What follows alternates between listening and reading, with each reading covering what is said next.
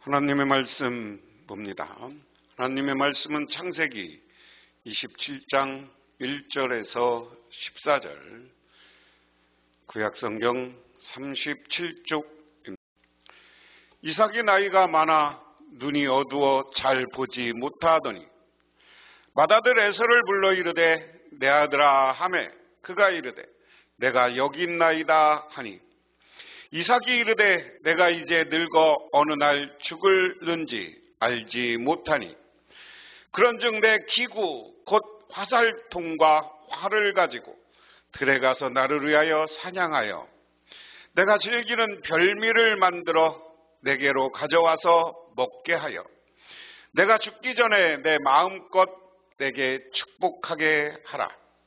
이삭이 그의 아들 에서에게 말할 때 리브가가 들었더니 에서가 사냥하여 오려고 들로 나가매 리브가가 그의 아들 야곱에게 말하여 이르되 내 아버지가 내 형 에서에게 말씀하시는 것을 내가 들었으니 이르시기를 나를 위하여 사냥을 가져다가 별미를 만들어 내게 먹게 하여 죽기 전에 여호와 앞에서 내게 축복하게 하라 하였으니 그런즉 내 아들아 내 말을 따라 내가 내게 명하는 대로 염소떼에 가서 거기서 좋은 염소 새끼 2마리를 내게로 가져오면 내가 그것으로 내 아버지를 위하여 그가 즐기는 별미를 만들리니 내가 그것을 내 아버지께 가져다가 드려서 그가 죽기 전에 내게 축복하기 위하여 잡수시게 하라.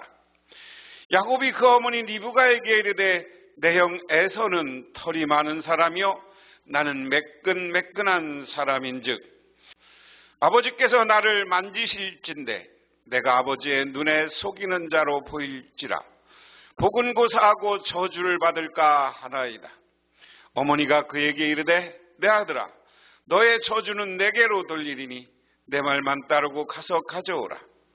그가 가서 끌어다가 어머니에게로 가져왔더니 그의 어머니가 그의 아버지가 즐기는 별미를 만들었더라. 아멘. 이삭이 이제 지난 시간까지는 축복받은 이야기입니다. 그래서 여러 번 쫓겨다녔지만 그를 쫓아냈던 아비멜렉 왕과 평화협정을 맺는 이야기.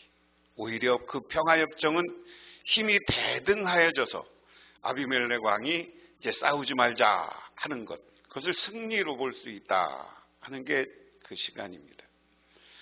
그런데 그 다음에 이제 지난 26장 하반부에 이삭이 그 지역에 있는 이방 아내들을 둘을 취하는 이야기, 그것이 리브가에게 근심거리였다 하는 이야기입니다. 오늘 그 이야기 전제를 하는 이야기는 오늘 그런 사건이 있는 거예요. 사람이 하나님에 대한 믿음이 이삭이 좋았을 때는 하나님이 복을 주고 하나님이 이끌어 갔습니다. 그런데 이삭이 욕심에 빠지는 거죠. 정욕에 빠지는 거죠. 그래서 지난 시간에 하나는 여자 두 여자와 더 결혼했다는 것은 아주 정욕에 빠져 있는 이삭의 모습을 하나 볼 수 있는 겁니다. 그러면서 오늘의 또 하나의 욕망, 욕심은 음식에 대한 욕심, 식탐이라고 할 수 있는 것 때문에 벌어지는 사건입니다. 그래서 이러한 욕망 때문에 영적인 눈이 어두워지니까 그가 또 다른 잘못을 범하는 이야기입니다. 분별력을 잃는 이야기. 그래서 오늘 27장은 이삭이 노년이 되었다는 기록으로 시작합니다. 그래서 오늘 말씀 보면 이삭과 에서의 이야기예요. 이삭이 늙어서 눈이 어두워 잘 볼 수 없게 된 어느 날 맏아들 에서를 불렀다. 나의 아들 에서가 대답하였다. 예, 제가 여기 있나이다.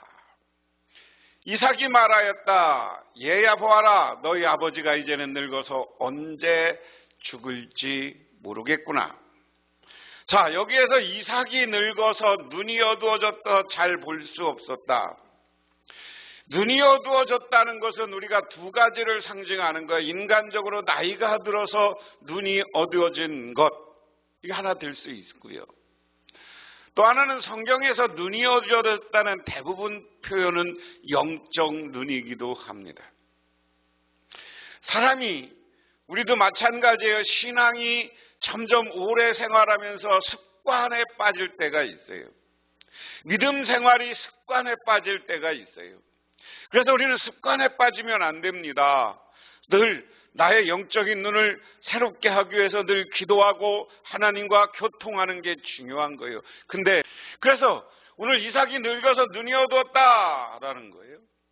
그런데 눈이 어서 잘 볼 수 없었는데 눈이 어두워졌는데 욕심이 생기는 겁니다. 봐야 내가 이제 얼마 안 있으면 죽겠다. 그러니 이제 너는 나를 생각해서 사냥할 때 쓰는 기구 곧 화살통과 활을 메고 들로 나가서 사냥을 해다가 내가 좋아하는 별미를 만들어서 나에게 가져오너라. 내가 그것을 먹고 죽기 전에 너에게 마음껏 축복하겠다. 여기 좋아하는 것은 별미라는 단어입니다. 이게 히브리어 단어인데요. 이것을 우리말로 읽으면 히브리어를 마트 아빔이라는 거예요. 별미. 그런데 성경에 이 마트 아임이라는 단어는 어디에 써 있느냐? 그의 맛있는 음식을 탐하지 말라 하는 겁니다. 이것은 잠언 3장 6장에 식탐에 관련된 단어예요. 아주 맛있어서 사람이 그 음식을 탐할 수밖에 없는 그 음식. 식탐, 욕심이죠. 식탐도 욕심이죠. 그래서 오늘 이삭은 야, 내가 죽기 전에 정말 내가 좋아하는 음식, 이거 식탐이에요. 그래서 그 별미를 만들어서 나에게 가져와라. 그래서 잠언서에는 이런 맛있는 음식을 너무 탐하지 말라는 거예요. 그것 때문에 우리가 실수하고 병드는 거예요. 우리 사람은 영적 눈이 어두워지면 욕심 때문에 욕심이 생깁니다. 욕심이 생기면 그것 때문에 죄를 짓습니다. 이게 구약 성경에서 이야기하는 죄의 모습이에요. 그런데 인간의 욕심으로 빠져 있는 또 한 사람이 있어요. 5절에 이삭이 자기 아들 에서에게 이렇게 말하는 것을 니브가가 엿들었다.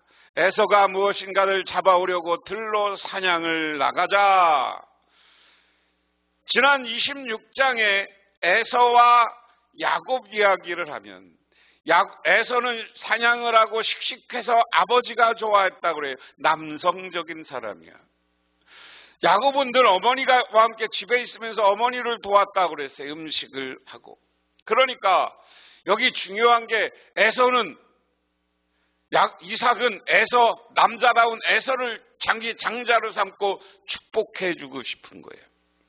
그런데 자기와 늘 가만히 같이 있던 야곱을 생각하니까 니브가는 그것을 엿듣고 그 다음에 죄를 짓는 모습입니다. 무슨 얘기예요? 니브가는 아들 야곱에게 말하였다. 얘야, 나 좀 보자. 너희 아버지가 너의 형에게 하는 말을 내가 들었다. 사냥을 해다가 별미를 만들어서 아버지께 가져오라 하시면서 그것을 잡수시고 돌아가시기 전에 주님 앞에서 너희 형에게 축복하겠다고 하시더라. 야, 야곱을 불러요. 내가 너희 아버지와 네 형이 하는 말을 들었어. 무슨 얘기요? 네 아버지가 형이 가서 사냥을 해오면 그것을 많이 먹고 잡수시고 돌아가시기 전에 네 형을 축복해 준다고 했어. 형에 대한 축복, 여기 중요한 거예요. 주님 앞에서 하나님이 주는 축복, 그 형을 축복하겠다 했다. 그러니 얘야, 너희 어머니가 하는 말을 잘 듣고 시키는 대로 하여라. 이 엄마가 하는 말을 듣고 내가 시키는 대로 해. 염소가 있는 대로 가서 어린 것으로 통통한 놈 2마리만 나에게 끌고 오너라. 너희 아버지가 어떤 것을 좋아하는지 내가 잘 아니까 아버지가 잡수실 별미를 만들어 줄 터이니. 그 다음 얘기는 그거예요. 이게 전반적으로 하나님은 관심이 없어요. 인간적인 생각, 인간적인 계획이에요. 이 인간적인 계획인데 어떻게 되는 겁니까? 지금 자기의 두 아들인데 자기가 더 좋아했다고 형과 동생을 지금 경쟁시키고 싸움시키는 이야기잖아요. 어머니가. 그래서 너는 가서 양 갖고 와. 형은 저기 사냥하러 갔으니까 네가 빨리 양 2마리만 끌고 와. 그러면 그 양을 내가 잡아다가 아버지가 무슨 음식을 좋아하는지 알아. 내가 그렇게 요리해 줄게. 너는 그것을 아버지께 가져다 드려라. 그러면 아버지께서 잡수시고 돌아가시기 전에 너에게 축복하여 줄 것이다. 야, 이야기는 뭡니까? 아버지는 에서를 축복하고 싶어요. 그런데 인간적인 생각으로 지금 리브가는 야곱을 축복받게 하고 야곱이 잘 되게 하고 싶어. 그래서 너 가서 네가 축복받아야지. 내가 좋은 음식 해다 줄 테니까 아버지한테 갖다 주고 아버지를 속이자 하는 겁니다. 이것이야말로 정말 사기꾼의 노릇 아닙니까? 이삭이 정말 그를 속이는 이삭의 잘못인가 리브가의 잘못인가? 이 시점에서 우리는 누구의 잘못이 아니라 영적 눈이 어두워진 두 사람의 똑같은 잘못이라고 할 수 있어요. 왜 편애하느냐고. 이삭은 에서를, 리브가는 야곱을 좋아했기 때문에 벌어지는 문제예요.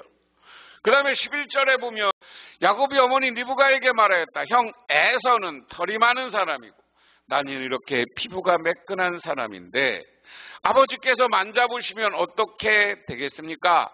아버지를 속인 죄로 축복은커녕 오히려 저주를 받을 것 아닙니까? 11절부터는 리브가의 계획에 대한 야곱의 반응을 보여줍니다. 야곱은 가장 먼저 에서와 자신의 차이를 말합니다. 비록 아버지 이삭의 눈이 어두워졌지만 에서는 털이 많은 사람이고 나는 매끈매끈한 피부를 가졌습니다. 자신의 피부를 만지면 금방 탈로 난다는 겁니다. 만약에 아버지를 속이려는 것이 들통나면 축복은 고사하고 저주받을 것을 염려합니다. 야곱이 이삭을 속이는 행위를 표현할 때 사용하는 티하는 에구드의 역대하 36장 16절에 나오는데 조롱하거나 비웃는 행위를 의미합니다. 저주받을까 염려하는 야곱의 모습은 소위 저주의 10계명 가운데 하나 연결됩니다. 맹인을 속여 길을 잃게 하는 자에게는 저주가 있을 것이라는 계명 신명기 27장 18절입니다. 맹인을 속이는 행위를 하나님이 결코 용납하지 않는다는 것은 너무나 당연합니다. 야곱의 말을 토대로 리브가의 계획에 동조한다고 볼 수 있는가? 야곱은 리브가의 계획에 합법적인가를 판단하는 것이 아니라 자신이 저주받을까를 고민합니다. 13절에 어머니가 아들에게 말하였다. 아들아, 저주는 이 어미가 받으마. 내가 시키는 대로 하여라. 가서 2마리를 끌고 오너라. 야, 엄마, 내가 저주받으면 어떡해? 이러기. 그러니까 엄마가 걱정하지 마. 그 저주는 내가 받을게. 응? 그리고 시키는 대로 해. 그가 가서 2마리를 붙잡아 어머니께 끌고 오니 그 어머니가 그것으로 아버지 입맛에 맞는 별미를 만들었다.